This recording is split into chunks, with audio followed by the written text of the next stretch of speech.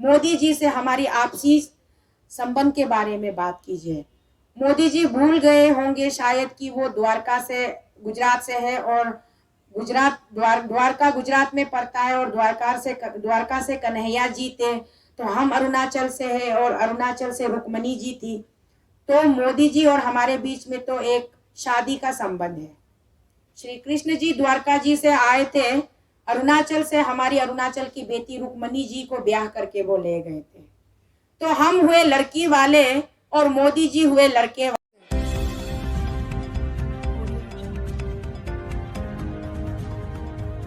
of you all the esteemed ladies of Arunachal नारी शक्ति, और उसके साथ जितने भी मेरे आने हो गए, अम्मा करसिंग साहब बंदरदुआ से लेके चिंपू, ईटानगर, नाहरलगन, गली गली से आप लोग घर घर से निकल के आए, इतना तकलीफ करके।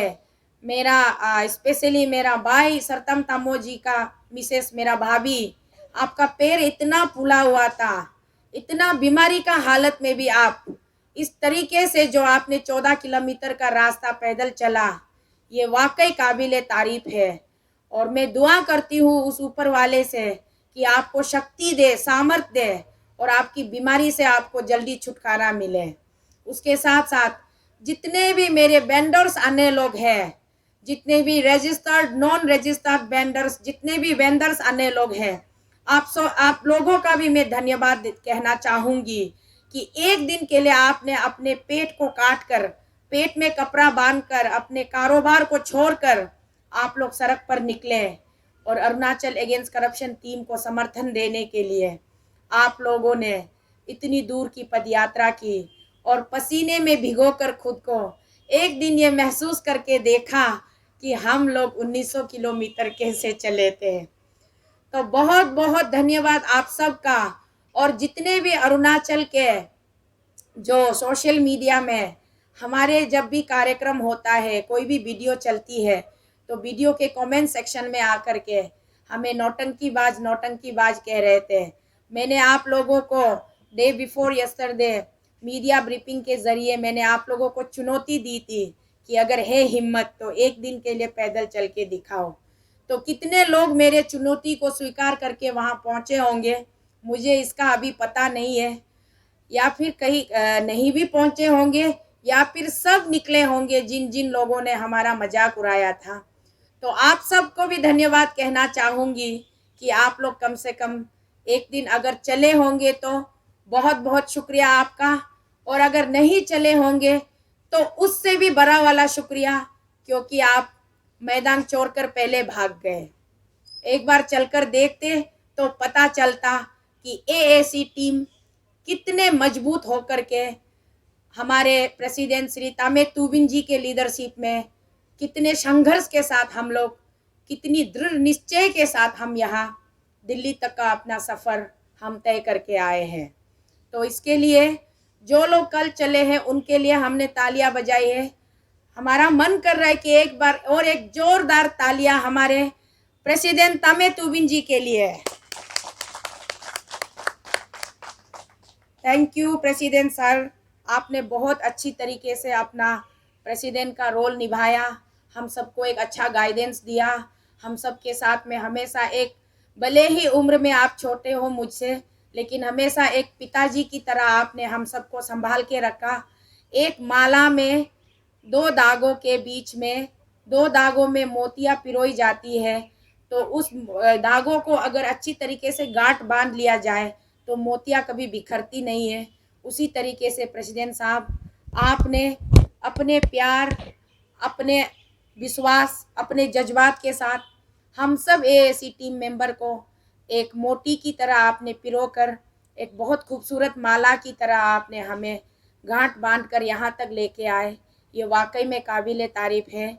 तो हम प्रेसिडेंट साहब को बहुत बहुत धन्यवाद देते हुए चलिए आज हम आगे बढ़ते हैं। हमारे पास आज कोई बाहर का कोई स्पीकर नहीं है, और मैं सोच रही हूँ बाहर से जब कोई भी आए तो उसको स्पीकर बनाने से पहले हमारे एएसी टीम को 1-2 बार सोच लेना चाहिए, क्योंकि हम सोचते हैं कि वो हमारा समर्थक है, हमारा सपोर्टर है, तो यहाँ हमारा उत्साह बढ़ाने के लिए, हमें वर्ड ऑफ एनकरेजमेंट देने के लिए यहाँ आते सोचते हैं। कभी कभी ऐसा होता है जो हमारे एजेंडा का बाहर वाला शब्द भी वो लोग यहाँ स्टेज से रख देते हैं, कभी कभी हमारे ऑब्जेक्टिव के बाहर वो लोग बात करते हैं। तो कृपया करके मैं अपनी प्रेसिडेंट सर और अपना जो स्पोक्स पर्सन सर और अपना जनरल सेक्रेटरी सर भाई पे बहुत खुशी हुई आपको यहाँ देखकर। आप बीमार थे फिर भी उठकर अभी आप आ गए। तो भाई पे लंबी मैं आप तीनों से रिक्वेस्ट करती हूँ कि जब कोई भी आज नहीं तो कल किसी भी हमारे धरने में कोई भी अगर बाहर से गेस्ट स्पीकर आता है तो कृपया पहले थोड़ा सा निरीक्षण कर लें, जांच पड़ताल कर लें, उसके बाद उनको स्पीचेस देने का यहाँ पर आमंत्रित कीजिएगा। इसके साथ आज हमने जानबूझकर किसी बाहर गेस्ट स्पीकर को नहीं बुलाया है। और साथ ही साथ Abu Jabong Modi, very very good morning, आप आ गए, आपको देखकर बहुत खुशी हुई। अभी हमें उम्मीद है अबू जोबांग मोदी जी अपने चाचा जी मोदी जी से मिलकर आए हैं कि नहीं, आज हम उनसे भी सुनेंगे। काफ़ी दिनों के बाद भतीजे यहाँ आ गए हैं। तो स्पीकर आप बाद में मैं आपको आमंत्रित करूँगी, आपसे सुनेंगे। तो सबसे पहला बात है, टीम एएसी का इफेक्ट हर जगह दिखाई दे रहा है। टीम एएसी का इफेक्ट हर जगह इसलिए दिखाई दे रहा है, सोशल मीडिया के जरिए भी दिखाई दे रहा है। और जीता जागता सबूत कल आप लोगों ने हमारे पूरे आम जनताओं को सड़क पर उतरते हुए देखा, पदयात्रा करते हुए देखा, और बहुत सारे माताओं को हमारे लिए रोते हुए भी आप लोग देखते हो, प्रार्थना करते हुए, दुआ करते हुए, पूजा अर्चना करते हुए देख रहे हो। हमारे लिए, हमारे सपोर्ट में लोग भजन कीर्तन कर रहे हैं। ये सारा अफेक्ट जो है टीम एएसी का है। तो टीम एएसी का अफेक्ट सिर्फ अरुणाचल पे नहीं हुआ, बल्कि टीम एएसी का अफेक्ट पूरे भारत पर पड़ गया है, और खास करके भारत की राजधानी दिल्ली पर भी हुई है इसका असर। तो एक छोटा सा नमूना, एक सबूत मैं आप लोगों के सामने पेश करने जा रही हूँ कि टीम एएसी का अफेक्ट कैसे हुआ है।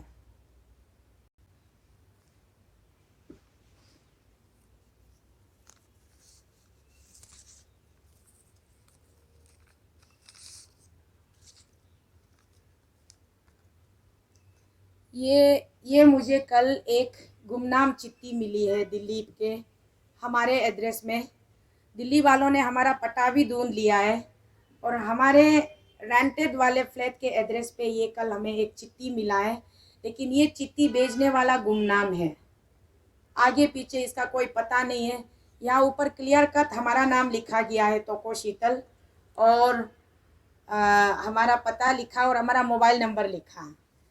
तो इस चिट्ठी के अंदर जब हमें पोस्टमैन का कॉल आया कल मॉर्निंग, मैं तो घबरा रही थी कि भाई अब भाई पेमा खांडू जी ने हमें क्या भेज दिया होगा अरुणाचल से, कहीं फिर से सम्मन तो नहीं भेज दिया, या फिर इस बार वारंट ऑफ अरेस्ट तो नहीं भेज दिया। फिर भी मैं मुस्कुरा रही थी कि चलो क्या है देख लेते हैं। तो हमने अपने हस्बैंड जी और हमारे एक भैया जी से बोला कि पोस्ट ऑफिस जाकर ये लेटर कलेक्ट करके लेके आइए। तो दोनों आए, और आकर दोनों ने मुझे मजाक किया कि आपको अभी पुलिस स्टेशन जाना है। मैंने कहा शौक से चलेंगे, उसमें क्या है।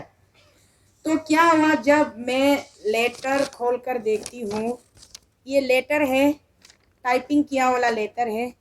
इस पे लिखने वाले ने अपने बारे में कुछ नहीं लिखा, नाम पता नहीं लिखा, लेकिन इस लेटर में क्या लिखा वो मैं रीड आउट करके आप लोगों को सुनाती हूँ। इस लेटर में लिखा है, Since you are raising the issue of hydropower scam, it also to inform you that presently hydro project cancellation scam is also going on, which is mainly done by R.K. Joshi, CE Hydropower. Monitoring, which may be at the direction of government. Learn that most of the developers have spent some money on project, but now banks are not giving loan to the companies, and the government is helping them by cancelling the projects, by giving them chance to go to court for recovery of their money and extra from state government. One example is that one Patel Engineering's project in West Kaming district have been cancelled, and the company has filed case against Arunachal government, claiming of rupees 2,000 crore. There are many other cases also, and the total may result in collapse of state economy. देखिए ये क्या कह रहा है, अगर पूरा calculation किया जाए तो पूरा स्टेट का इकोनॉमी कोलैप्स हो सकता है। कितनी गंभीर, बहुत ज्यादा सीरियस बात है ये। They are not cancelling the projects after giving notice in case of many companies who come and meet them. You can do further research on this to find out whether it is true or not. ये हमसे कह रहे कि आप अपने तरफ से भी पता लगाइए कि हम जो बता रहे हैं वो गलत है कि सच है।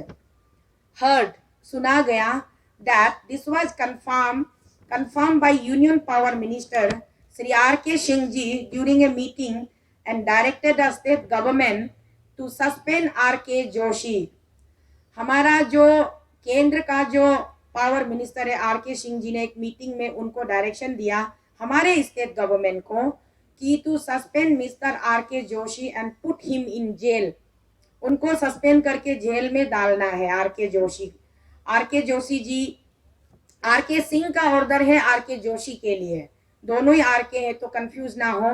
R.K. सिंह जी ने ऑर्डर दिया है R.K. जोशी को अरेस्ट करके सस्पेंड करके जेल में डालने के लिए।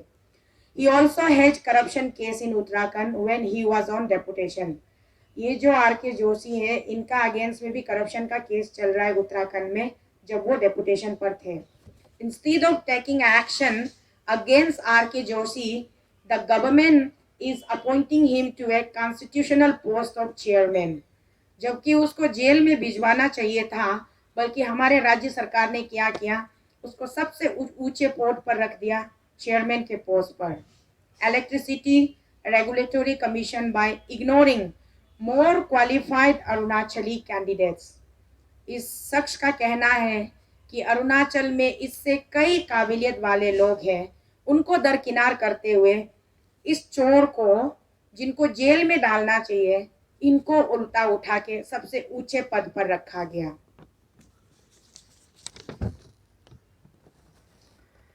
Heard that earlier an inquiry against R.K. Joshi by a committee was also carried out which proved his corruption in Hailapani Haidel as EE and SE, but no action has been taken. He stays in Delhi all the time and gets more than 20 lakhs every year as a TA bill, submitting by false hotel bills. इतना बताने के बाद ये कह रहा है कि please don't depend on this information and you do your research on this. ये जो बंदा है हमारे संघर्ष को देखते हुए, हमारे मजबूत जज्बा को देखते हुए इस बंदे ने हमें ये चिट्ठी भेजा है और इस चिट्ठी में ऐसे ऐसे सनसनीखेज खुलासे किए गए हैं और उस खुलासे के साथ ये हमसे कह रहे कि आप अपनी तरफ से अपना जो है सेटिस्फैक्शन लेवल तक आप अपना रिसर्च कीजिए, आप कंफर्म कीजिए अपनी तरफ से, उसके बाद आप इस मुद्दे को उठाइए। तो ये मुद्दा एएसी उठा सकता है बोल के उनको विश्वास है, तभी उन्होंने हम पे भरोसा दिखाते हुए ये चिट्ठी हमें लिखने की उन्होंने जहमत की है। तो ये हुआ ना एएसी का असर। और बात यही तक नहीं, उसके साथ साथ उन्होंने क्या किया, बड़े प्यार और बड़े आदर के साथ ये देखिए, ये पैसा उन्होंने मुझे डालकर भेजा और यहाँ पर भी टाइप राइटिंग किया, token of appreciation for your struggle. तो देखिए मेरे भाइयों, ये नोट है 500 के 6 पीस है। मैं आप लोगों को दिखाने के लिए लेकर आई हूँ। नोट के नंबर भी आप लोग नोट कर सकते हो, इस नोट का जो सीरियल नंबर है वो भी नोट कर सकते हो, ताकि हम इस पैसे को खर्च नहीं करेंगे। ठीक है, टीम ऐसी इस पैसे को खर्च नहीं करेंगे। ये 3000 रुपया इतना पावरफुल 3000 होगा कि हमें हमारी जंग में जीत यही दिलाएंगे। तो इसीलिए हम इसको खर्च नहीं करेंगे और मैं चेयरपर्सन होने के नाते इसको मैं अपने पास संभाल कर रखूंगी। जब हम जीत कर जाएंगे, हम इन 3000 नोट को अच्छे से हम लेमिनेट करके हम अरुणाचल में हम म्यूजियम में रखेंगे।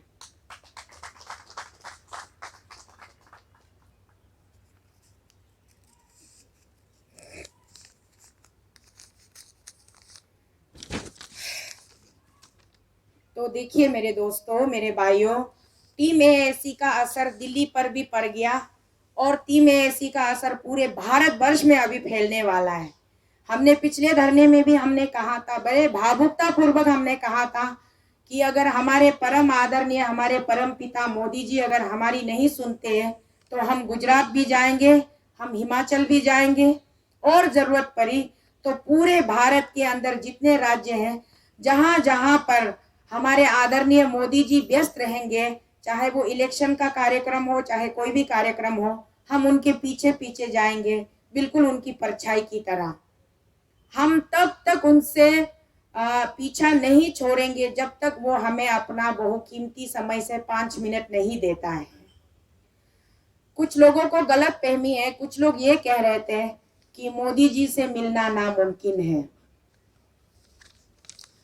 मोदी जी से मिलना नामुमकिन है और वो बहुत व्यस्त रहते हैं।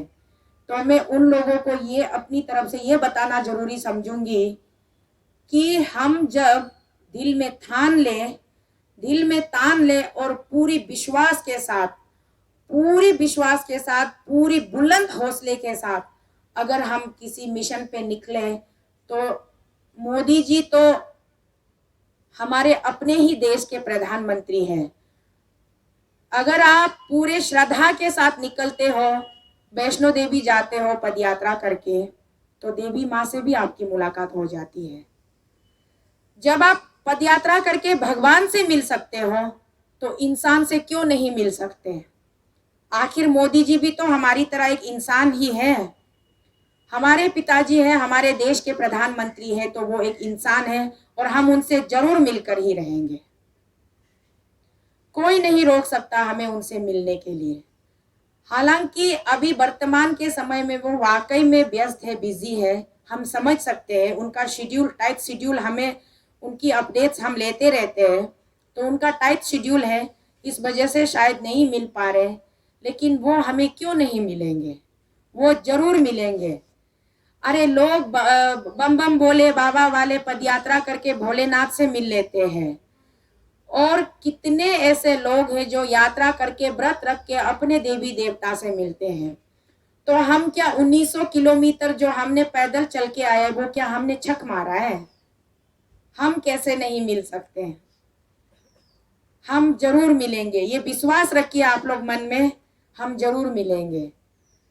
इतनी तपस्या करने के बाद तो रावण ने जब बहुत कड़ी तपस्या की, शिव जी विवश हो गए रावण के सामने प्रकट होने के लिए। जब शिव जी विवश होकर रावण को वरदान दे सकते हैं, जबकि रावण कितने दुष्टकारी थे शिव जी को पहले से पता था, फिर भी उन्होंने रावण को वरदान दिया। तो हम तो दुष्टकारी बच्चे नहीं हैं, हम अच्छे और प्यारे और सुलझे हुए बच्चे हैं। तो हमसे क्यों नहीं मिलेंगे? जरूर मिलेंगे, ये विश्वास रखिए आप लोग। हमारे विश्वास को डगमगाना नहीं है, हमें अपनी मुद्दों पर कायम रहना है, हमें अपनी लड़ाई जारी रखनी है। हमारी लड़ाई है सिस्टम से, हमारी लड़ाई है भ्रष्टाचारी से, हमारी किसी निजी व्यक्ति से कोई लड़ाई नहीं है। तो हम अपनी लड़ाई को जारी रखेंगे, अपनी मुहिम को बरकरार रखेंगे। जरूरत पड़ी तो हमारी संख्या बढ़ानी होगी तो हम अरुणाचल से और भी बहुत सारे लोगों को हम आमंत्रित करेंगे। जरूरत पड़ी तो पूरा का पूरा ट्रेन हम बुक करेंगे। कितने हजार की संख्या में लोग आ सकेंगे, आएंगे, लेकिन हम अपनी लड़ाई जारी रखेंगे। और आज इस मंच से खड़ी होकर मैं अरुणाचल अगेंस्ट करप्शन की चेयरपर्सन होने की नाते अरुणाचल प्रदेश के हमारे जितने भी बहुत ही बहुमूल्य जितने भी समर्थक है, सपोर्टर है, और जितने भी हमारे वेल विशर है, हमारे लाइक माइंडेड ग्रुप्स है, जितने भी कंसर्न सिटीजन्स हैं, आप सबसे मैं रिक्वेस्ट करती हूँ कि जब हमारी लड़ाई यहाँ हम दिल्ली तक, नेशनल कैपिटल तक हम लड़ाई को लेकर आए हैं, और यहाँ से दिल्ली एक एपिसेंटर है, यहाँ से पूरे भारत देश में फैल रहा है हमारी लड़ाई की खबरें, बहुत ज़्यादा राज्यों में भी पहुँच चुकी है। तो अब आपको पीछे मुड़कर देखने की आप लोगों को ज़रूरत नहीं है। तो कृपया करके आप लोग आगे आइए, खुलकर सामने आइए, आप लोग अपना समर्थन हमारे ऊपर बनाए रखिए, और बिल्कुल आप लोग घबराइए नहीं।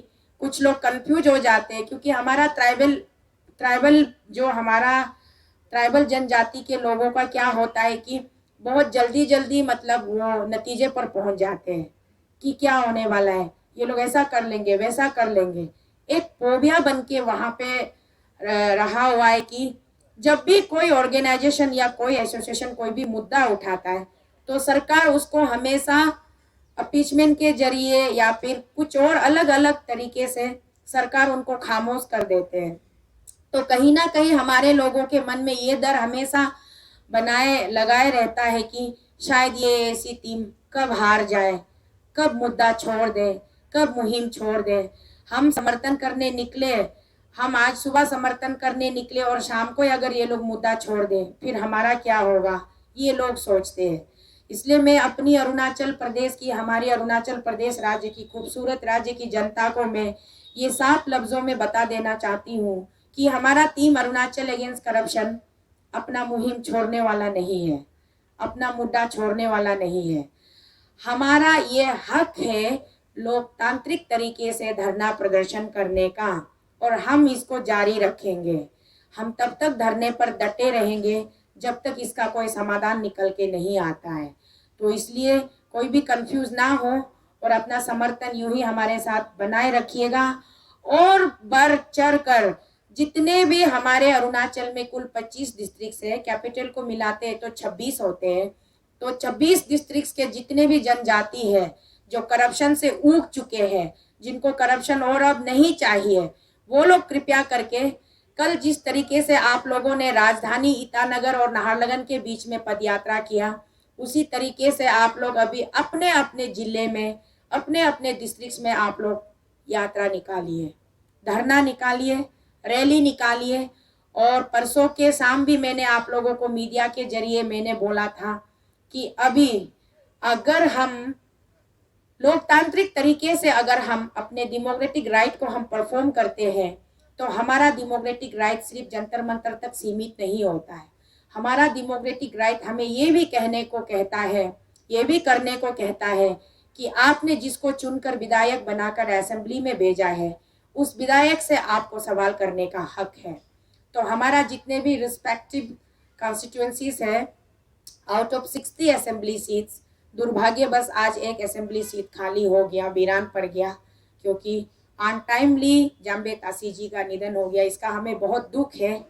उनको इस तरीके से बहुत जल्दी हम खो देंगे ये हमने सोचा नहीं था।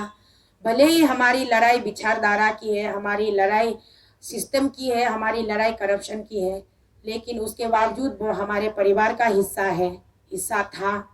और उनके परिवार वालों को भी मैं आज इस मंच से मैं कहना चाहूँगी, हिम्मत रखिए, हौसला बनाए रखिए। हम सबको एक दिन जाना है इस संसार से, कोई यहाँ परमानेंट नहीं रुकने वाला। तो आज जाम्बे जी के खाली स्थान को हम भर तो नहीं सकते, लेकिन हमारी प्रार्थना आप सबके साथ है, परिवारजनों के साथ है कि अपने आप को संभाले रखिए।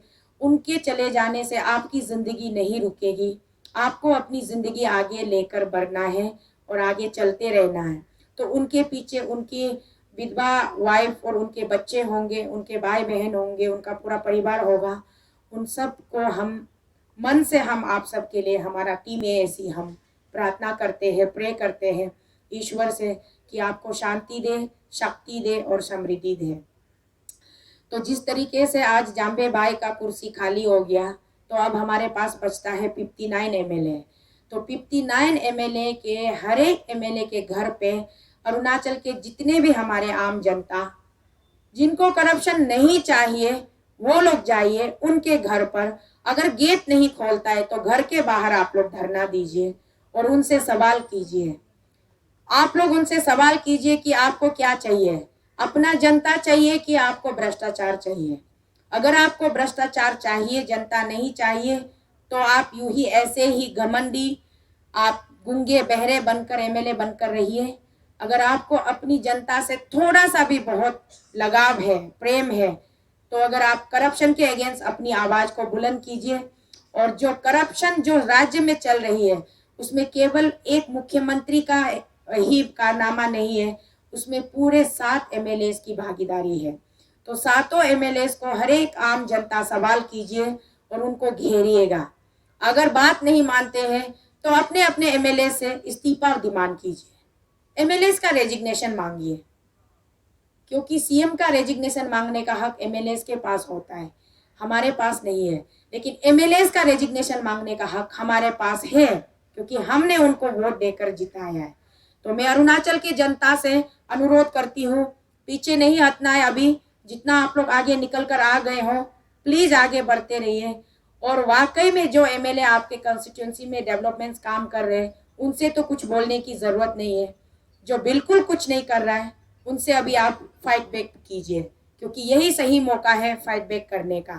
फाइट बैक कीजिए, अपनी राइट के लिए लड़ाई लड़िए, अपनी हक के लिए आवाज उठाइए। उसके साथ बहुत सारे फोन कॉल्स भी मुझे आ रहे हैं, पुलिस डिपार्टमेंट से भी आ रहे हैं। कल भी आए थे पुलिस डिपार्टमेंट से, दिल्ली पुलिस से, कि आपका अरुणाचल में असल में चल क्या रहा है। तो हमने उनको बताया कि हमारे अरुणाचल में भ्रष्टाचार चल रहा है। तो भ्रष्टाचार चल रहा है, आप किसके अगेंस्ट में लड़ाई कर रहे हो, मुझे पूछा। और मेरे जवाब देने से पहले उन्होंने तुरंत पूछा कि क्या आपकी लड़ाई पेमा खांडू से है।